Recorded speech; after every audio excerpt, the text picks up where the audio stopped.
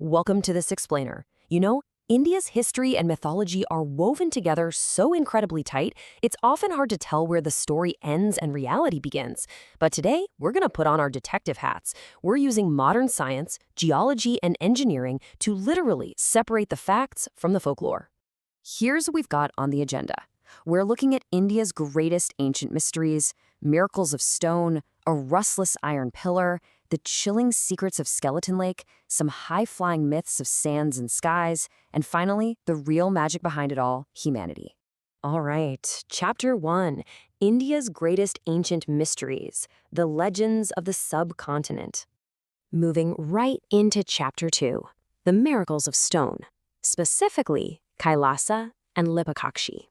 So when we look at India's ancient heritage, we're constantly hit with concepts that seem to just completely defy logic, right? We hear all about divine intervention, lost supernatural tech, pure magic. Think about the monolithic Kailasa temple or that hovering pillar at Lipakshi.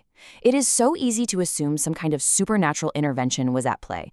But was it magic, or was it an absolute masterpiece of ancient engineering? Well, the truth is actually way more awe-inspiring. It's a story of meticulous planning, crazy math, and just generations of immense human dedication. Let's look at the numbers behind the Kailasa temple. 400,000 tons. That is the massive number of tons of dense basalt rock that 8th century Rashtrakuta artisans manually excavated. And they didn't build from the ground up. No, they started at the absolute top of a mountain and chiseled their way down to free the colossal Kailasa temple from the rock. Just imagine the precision that took. Using literally nothing but simple iron chisels and string grids, they carved out a multi-story temple, courtyards, and intricate sculptures, making sure every single pillar was perfectly proportioned. One wrong strike could have ruined years of work. That wasn't magic, guys. That was a sheer triumph of pre-industrial design. And that same brilliance totally explains the secret of the Lipakshi hanging pillar. It's a 16th century Vijayanagara structural grid that perfectly distributes a 20-ton load without even touching the floor. If you visit today, you can literally slide a piece of cloth right under the base of this massive stone column. Now, local legends will tell you it's mystical, but modern engineers, they point to advanced load-bearing mathematics, specifically balanced cantilever construction. The builders calculated the precise center of mass using the surrounding roof beams to create this incredible web of tension and compression that essentially suspends the pillar in place. It's a 500-year-old architectural puzzle that works perfectly to this day. Okay, Chapter 3. The rustless iron pillar forged in the Gupta Empire. Let's turn to a massive metallurgical enigma standing right in the courtyard of the Qutb Minar complex in New Delhi. Think about this for a second. Modern steel bridges rust all the time, right? They need constant repainting and upkeep. But this ancient artifact? It's a 6-meter, 98% pure iron pillar that has stood through 1,600 monsoons without succumbing to rust. Erected during the Gupta Empire, it has a level of iron purity that Western metallurgy couldn't even match until the 20th century.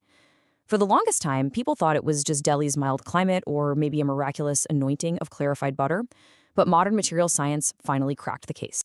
It turns out the secret wasn't just the climate. It was the intentional use of high phosphorus iron by ancient smiths. Through a process called solid-state forge welding, these ancient Indian ironworkers intentionally left high amounts of phosphorus in the metal. So when this specific metal interacts with Delhi's natural environment, getting wet, drying out, getting wet again, it catalyzes the growth of a crystalline shield. It's an iron-hydrogen phosphate hydrate layer that forms right at the boundary of the metal. This microscopic layer acts as a permanent, non-porous barrier against the elements. It is ancient chemistry at its absolute finest. Next up, Chapter 4, Secrets of Skeleton Lake, a high-altitude horror story. So, our narrative takes us about 5,000 meters up into the freezing Himalayas to a small, haunting body of water called Rupkund Lake. This site has totally baffled explorers since it was found. I mean, it literally looks like a frozen crime scene from antiquity. Local folklore talks about a royal pilgrimage that was struck down by a goddess's wrath, leaving hundreds of ancient skeletons scattered in the snow. Other folks thought maybe it was an ancient army caught in a blizzard or merchants wiped out by an epidemic. But because the site gets hit by rock slides and campering from modern hikers, traditional archaeology just couldn't piece the timeline together. So the big question, did a single catastrophic storm really wipe out an entire ancient royal pilgrimage? To solve this cold case, scientists extracted ancient DNA from 38 of these skeletons. They really expected to find a single, related group of people who all perished at once. But the genetic breakdown revealed something astonishing. These people died in multiple events separated by 1,000 years. The data showed that Group A had typical South Asian ancestry and died around the 7th to 10th century. But Group B is the real shocker. These individuals had genetics linking them to present-day Greece and Crete, and they died way later, around the 17th to 20th century. Isotope analysis even proved they ate completely different diets. Rupkund wasn't a single catastrophe. It was a hazardous trap that claimed totally different groups of people over an entire millennium. Wild, right? Let's move to Chapter 5, Myths, Sands, and Skies.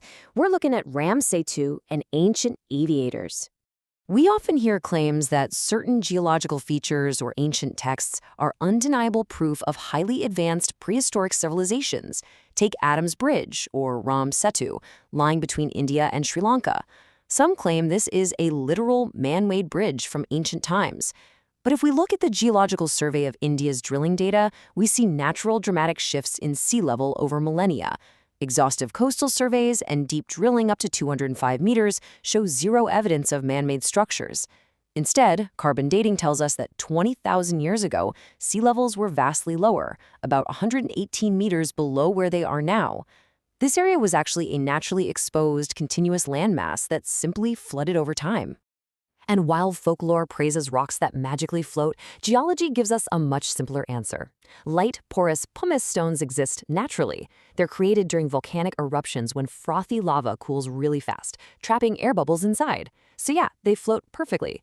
But they definitely couldn't support the weight of a human, let alone an entire army. The bridge itself is actually a series of natural sandbars created by shifting ocean currents over thousands of years, not a man-made structure. Now, speaking of ancient tech, let's talk about flight. You've probably heard claims that ancient Indians had flying machines with sophisticated engines. This usually traces back to the Sundara Vimana from a text called the Vimanika Shastra, which features detailed blueprints of aircraft. The myth claims this text is thousands of years old, handed down by Vedic sages.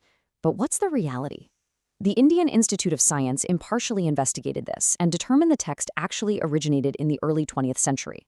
In a 1974 study, aeronautical engineers found it was dictated by a mystic named Pandit Simbaraya Shastri between 1904 and 1922. The blueprints were literally just drawn up by a local draftsman. The dimensions are totally inconsistent. The fuel recipes call for things like Bengalgram and mercury, and geometrically speaking, these designs drastically violate Newton's laws of motion. They simply couldn't fly. Which brings us to Chapter 6, the real magic, humanity. As we close out this explainer, we're left with a pretty profound realization. Shining the light of rigorous science on these ancient mysteries doesn't destroy the magic at all. It actually reveals a much more profound kind of magic. The reality: 400,000 tons of rock moved by hand at Kailasa, advanced load-bearing math at Lapakshi, superior solid-state forge metallurgy in Gupta-era Delhi, and groundbreaking genetic data solving a Himalayan cold case is far more awe-inspiring than supernatural myths. Ancient artisans didn't need magic wands. They had incredible generational knowledge. Metallurgists didn't rely on miracles. They possessed highly advanced empirical chemistry skills. It really drives home the point. The true marvel lies not in mystery, but in human ingenuity. Stripping away the magic just uncovers the sheer brilliance of the ancient human mind and the incredible power of modern science to decode our past. It proves we have always been innovators and problem solvers, capable of engineering the impossible. So, I leave you with this thought to ponder.